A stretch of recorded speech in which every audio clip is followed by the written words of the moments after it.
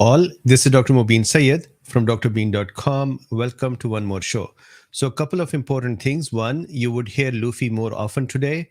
He is well fed, he has his water as well. He just likes to do this. And today it is windy outside, so he's not going out. And so you'll hear his songs soon. And secondly, I will do a talk today. Of course, I'm doing that right now, and one more tomorrow. And then I'll be traveling for a few days, and I may not be able to do some talks even up to 17th March when I'll return. But I'm going to try as much as I can do while I'm traveling. So with this, let's start a discussion. It is interesting for me. I'm sure that many of you are aware of this. Department of Defense had lifted the sanctions, or not sanctions, the mandates, COVID-19 vaccine mandates, I believe early part of this year. And then Navy also did that of course, I believe that is part of the DOD. So Navy just sent their update as well. So let's look at these messages. So this is drbeen.com. In the description of this video, there is a link with the amazing most price that you can ever get for a lifetime access, or as long as my life is or the Dr. Bean's life is. And then we are changing those prices. We are moving towards courses. I've shown that page before. So take advantage of this. So this is one. Let's start with this. So this is US Department of Defense. DOD rescinds COVID-19 vaccination mandate. And the date here is January 10, 2023. Today, in a memo, Secretary Austin rescinded the August 24, 2021 memorandum mandating that members of the armed forces under DOD authority be vaccinated against COVID-19. So he has rescinded it. And the memorandum of November 30, 2021 pertaining to the vaccination of National Guard and Reserve personnel. And he has rescinded that too. This rescission requirement was established by the James M. Inhofe National Defense Authorization Act for fiscal year 2023. So I wanted to share some of the messaging in here. So this is the actual notice.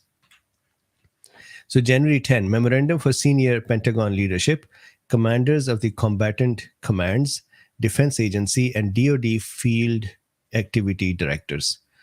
And if I can just pick and choose some of these, the links are all in the description for this document. The link is actually under here. The full rescission memorandum can be found here. So this is that link. The department will continue to promote and encourage COVID-19 vaccination for all service members. The department has made COVID-19 vaccination as easy and convenient as possible, resulting in vaccines administered to over 2 million service members and 96% of the force, active and reserve, being fully vaccinated. So 96% of the force is actually already vaccinated. Vaccination enhances operational readiness and protects the force. All commanders have the responsibility and authority to preserve the department's compelling interest in mission accomplishments. This responsibility and authority includes the ability to maintain military readiness, unit cohesion, good order and discipline, and the health and safety of the resilient joint force. Now, these are interesting. On December 23, 2022, the James M. Inhofe National Defense Authorization Act for fiscal year 2023 was enacted. Section 525 of the NDAA for year 2023 requires me to rescind the mandate that members of the armed forces be vaccinated against COVID-19, issued in my August 24, 2021 memorandum. That's one. Then, mandatory coronavirus disease 2019 vaccination of Department of Defense service members. I hereby rescind that memorandum. I also hereby rescind my November 30, 2021 memorandum, coronavirus disease 2019 vaccination for members of the National Guard and the Ready Reserve. Now, no individuals currently serving in the armed forces shall be separated solely on the basis of their refusal to receive the COVID-19 vaccination if they sought an accommodation on religious, administrative, or medical grounds. So this is a very interesting message here. My thought was that what will happen is that COVID-19 vaccines will become part of the standard vaccine schedules throughout the US, including all departments. However, this is very interesting for me to note that they are saying no individuals currently serving in the armed forces shall be separated solely on the basis of their refusal to receive the COVID-19 vaccination if they sought an accommodation on religious, administrative, or medical grounds. I'll actually show you Navy's message where they actually say that they will not be, and I would read the actual sentences, but the gist of that is that no Navy member will be compelled for vaccine anymore. And then they say the military department will update the records. This is a very interesting point here. The military department will update the records of such individuals to remove any adverse actions solely associated with denials of such requests, including letters of reprimand. So they would actually correct it and remove any adverse actions that may include letters of reprimand. That's very interesting. So I think they are looking back and correcting at least the letters and messaging and the effect on people. Not all the effects. Of course, somebody who lost a job, I don't think they're correcting that. The secretaries of the military department will further cease any ongoing reviews of current service members, member religious, administrative, or medical accommodation requests solely for exemption from the COVID-19 vaccine or appeals of denials of such requests. So that's also very interesting. Then they say other standing departmental policies, procedures, and processes regarding immunization remain in effect. These include the ability of commanders to consider, as appropriate, the individual immunization status of personnel in making deployment, assignment, and other operational decisions, including when vaccination is required for travel to or entry into a foreign nation. For service members administratively discharged on the sole basis that the service member failed to obey a lawful order to receive a vaccine for COVID-19, the department is precluded by law from awarding any characterization less than a general, under honorable conditions discharge. Former service members may petition their military department's discharge review boards and boards for correction of military or naval records to individually request a correction to their personnel records, including records regarding the characterization of their discharge.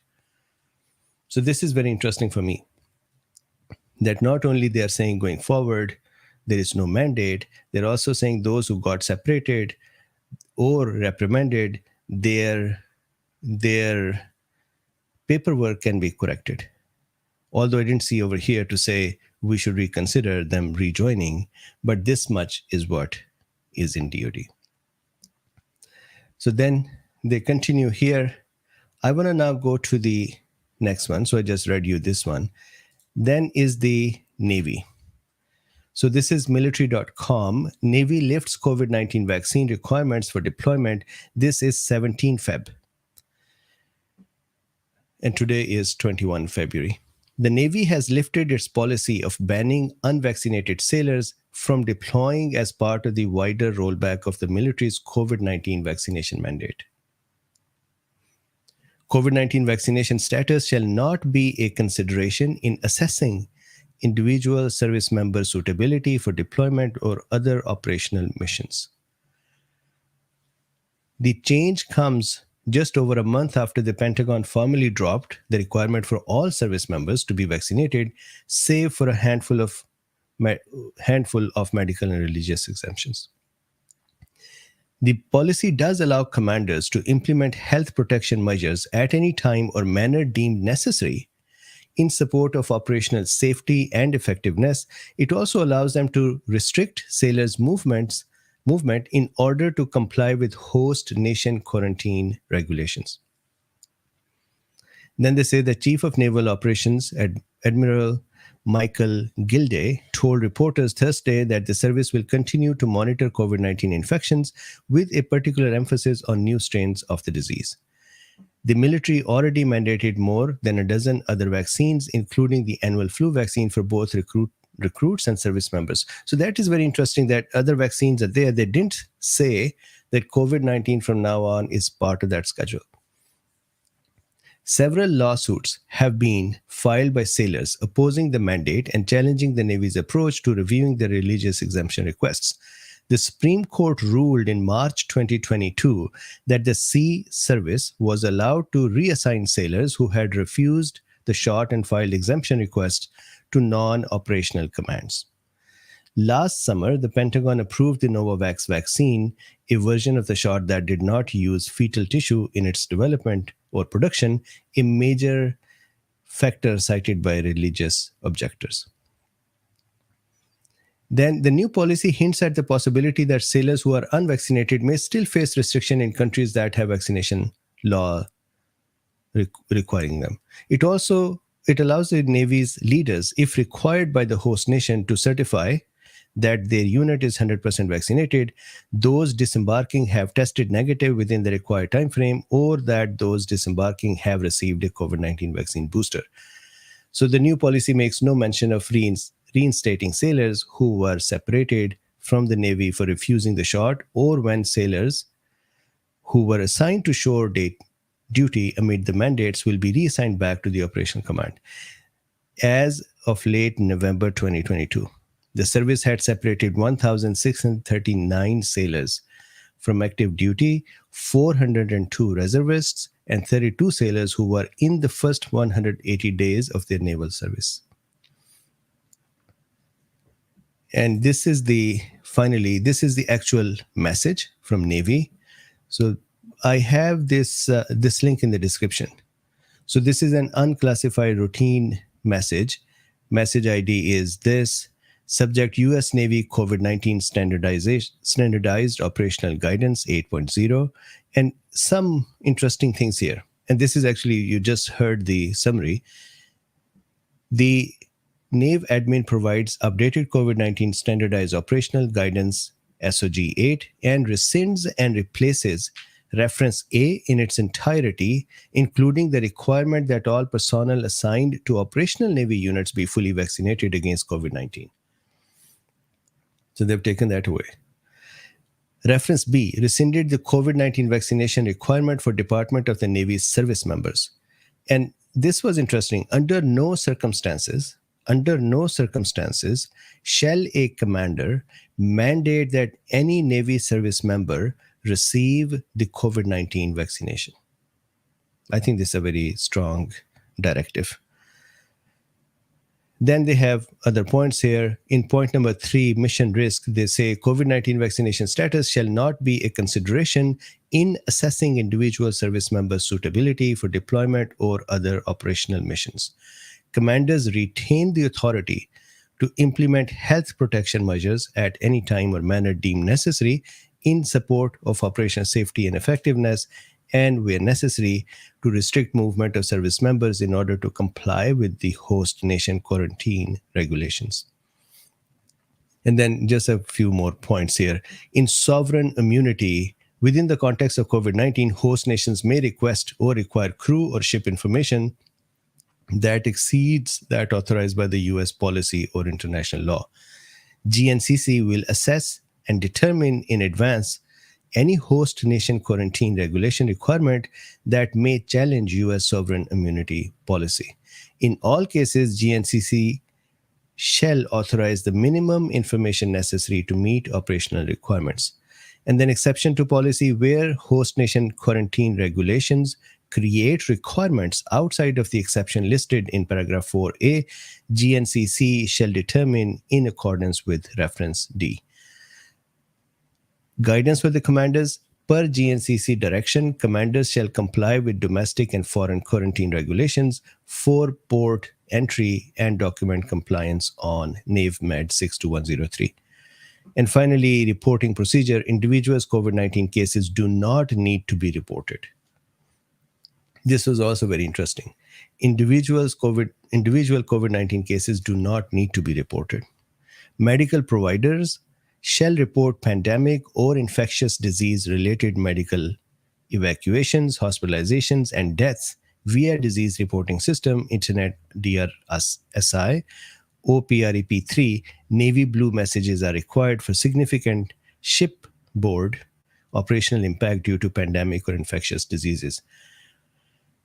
So this is the discussion in here. This was interesting. No more necessary to report COVID cases, and under no circumstances shall a commander mandate that any Navy service member receive the COVID-19 vaccination. In this whole messages that we read, there is no mention of those who were separated to say that they can come back or they can reapply or they can come in various other ways to come and serve. I think that part is still out. However, there is as you heard, there is a correction possibility if the paperwork was not was different before.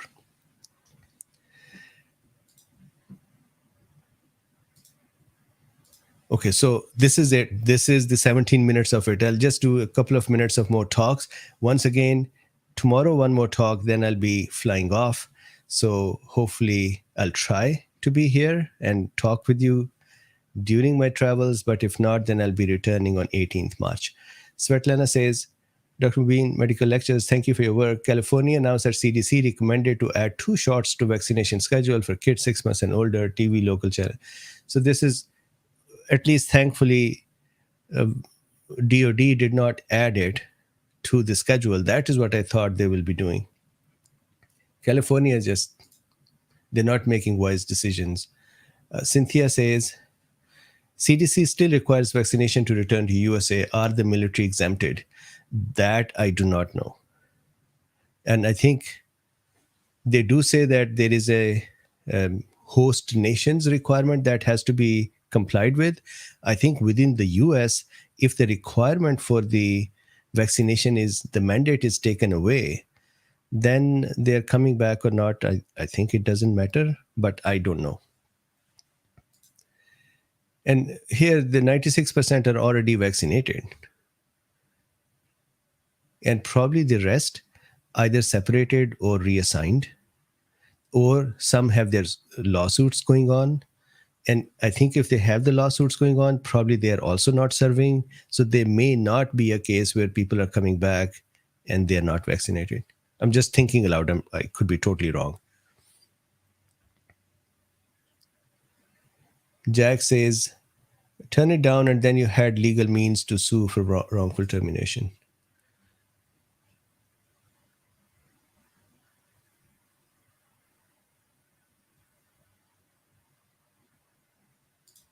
Jack also says, you scheduled a job session, requested the FDA approved community, which they could not produce, said it was not available, just the Pfizer BioNTech EUA ones were, which are legally distinct and unapproved.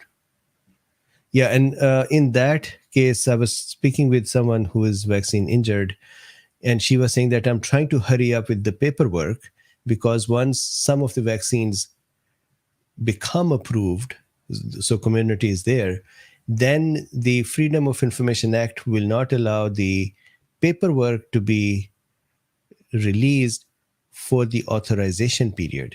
And so she's trying to get some paperwork for her own injury, and she's having to do it fast.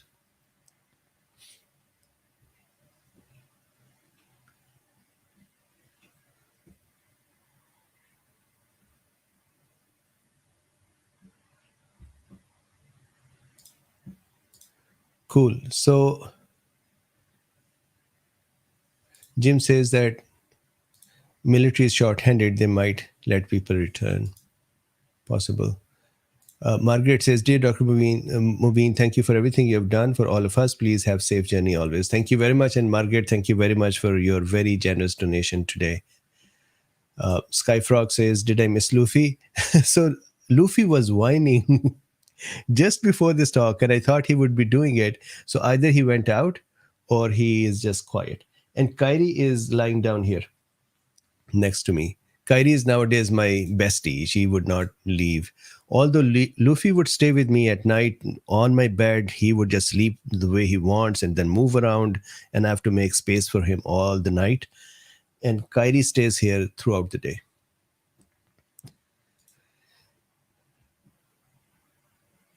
Thank you very much, Maple Art. So, John, there is actually the Johnson and Johnson is not approved.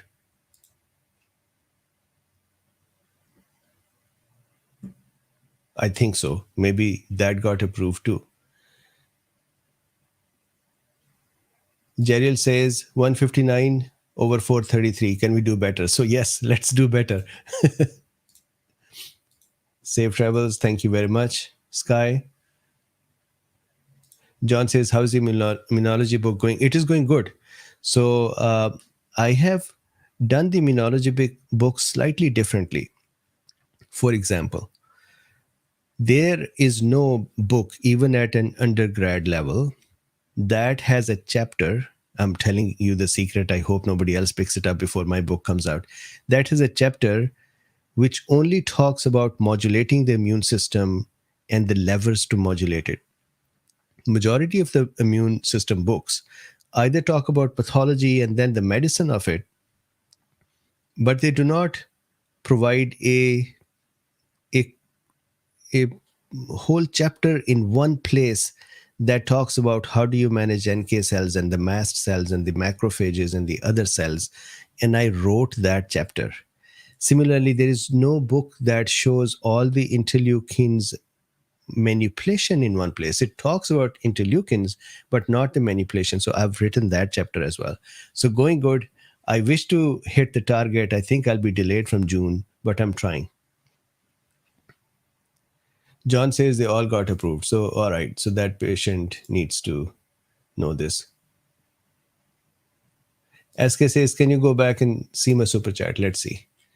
Let's scroll back. And thank you very much for the super chat. Svetlana, thank you very much for your super chat too. Or the super thanks. SK, I cannot see it. Can you do me a favor and rewrite it? Oh, here. So SK says, DOD civilians and contractors are still mandated to get jabbed. Oh, wow, that's not good. I'll have to look it up, but I hope you're saying that this is what is the case. If that is the case, that means that civilians and contractors are not under the DOD's mandate regulation. That's interesting. Thank you, SK. So Talia says, what about the false advertising? They said the shots would stop COVID in its tracks. So yes, that was wrong to say. And I had been saying it throughout that that is not possible, at least not with the intramuscular. If somebody had approved or authorized a nasal or oral kind of a vaccine, I would have thought that maybe IgAs will be created more and the virus load would stay lower, and that might protect. But intramuscular vaccines and expecting them to create enough IgA protection that the virus arrives in our mouth or nose and nothing happens, that was difficult. So I had always been clear that this will not happen. Now they should answer for their messaging. I cannot answer for them other than saying they were wrong.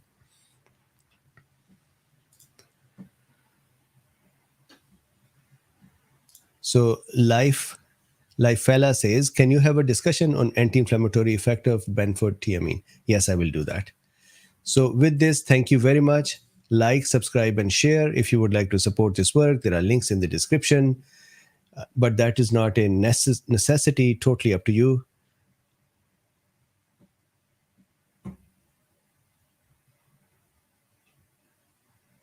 Skyfrog says, my NASA friends unvaxxed are still working. SK says, yes, there were separate executive orders for civilian and contractors. Interesting. I'll have to do some more. There is another news that is going around, and I am not fully up with that yet. So I'm just going to speak it, and it may be totally incorrect. So there is a news that US tried a contract with the WHO where WHO would work with us for pandemic preparedness and readiness, which they wanted all of the nations to work with them. In that, there was some more leverage that WHO would have had. And then, so there are one side of the folks saying that, well, they are trying to give access to US's decision making to WHO.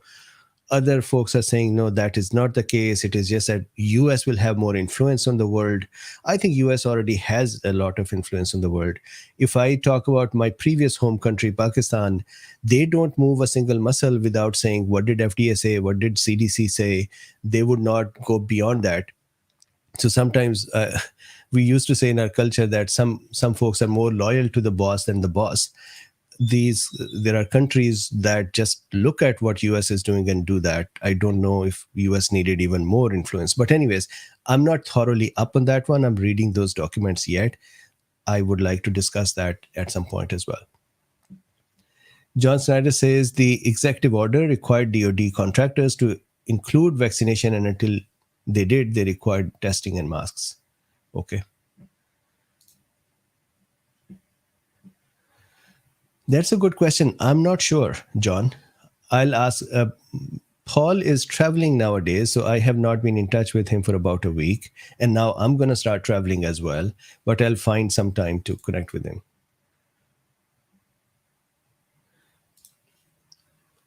Lafella says, thank you, Dr. McBean, for answering my questions and wishing you safe travels. Thank you very much. All right, so let's make a goal of closing this video before 30 minutes. So what do you think? What should we discuss tomorrow? Benfo, Tiamin, or Chit Chat? Something that more people would watch. John says, so John, I just responded to that. White Rabbit said, if a certain mod was here, White Rabbit, you could still end up getting blocked. So don't tempt me. But anyways, welcome here. John says Chit Chat. So maybe we can do Chit Chat tomorrow. And that actually would allow me to just not prepare and have a chit chat and draw and have fun.